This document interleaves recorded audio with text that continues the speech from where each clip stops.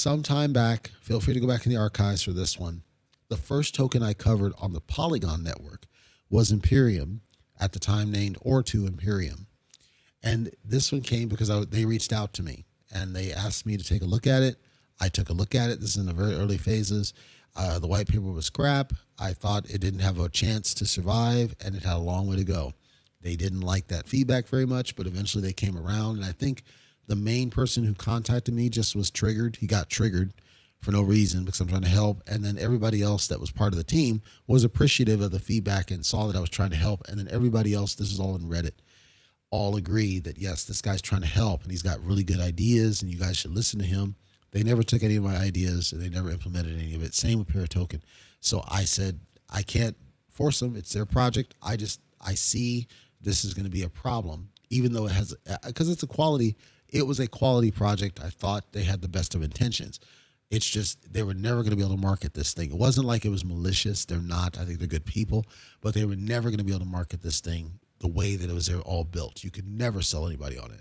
And that's what I wanted them to fix so that it could help, because it would have been huge, I think, because it had sound fundamentals in the code and everything, but they didn't listen to me. Well, then that leader, the one who reached out to me, quit the project. I don't know those specifics. And the other person that took over is doing what everybody else is doing, which is focusing hot and heavy on NFTs, to which I didn't agree with it. As a result, I mean, they did an airdrop and I sold off my whole bag because I don't support the direction. It feels like they're just guessing and throwing stuff at the wall. And they didn't implement any of my suggestions that would have actually helped.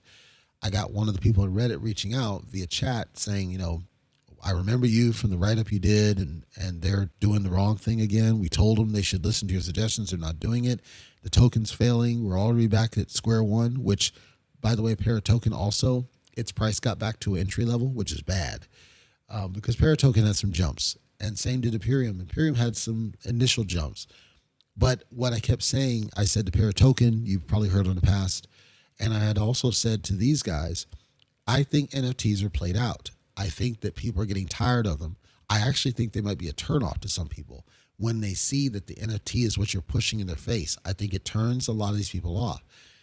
I understand the Bored Ape garbage and the CryptoPunks garbage and all that are selling huge. I'm just saying that I think that was flash in the pan and you're not going to be able to replicate it, and nor should you try. It doesn't mean you can't do NFTs. I just don't think it should be shoved in people's faces. So I'm seeing a pattern. Every token that is focusing on NFTs, ParaToken's doing it, Imperium was doing it, ID started doing it. All these tokens that are, and Kishimoto, by the way, which I'll talk about in a second, all of these that are focusing more on NFTs are failing. Shiryo's failing, Shaman King somewhat failing. All of these ones that NFTs started to get pushed to the front, I see that they're declining. And there has to be a corollary here. We have to say there's got to be something to that. And I think it's just, number one, people are tired of them. Number two, people don't want them shoved in their face and they're trying to get away from them. And that's why we're seeing a move back to fundamental tokens as opposed to these altcoins. And I would love the smoke with any token that's willing to listen to me and try something different, because I honestly believe if you have a token that's willing to do something that's not NFT based, I think it'll be able to sustain better. Now, Volt, which I briefly talked about, Volt Inu has been reasonably successful. Volt Inu's main problem is the inventory. I think the inventory will hold it back. Maybe they have an aggressive burn. When I looked at it, it didn't look like it.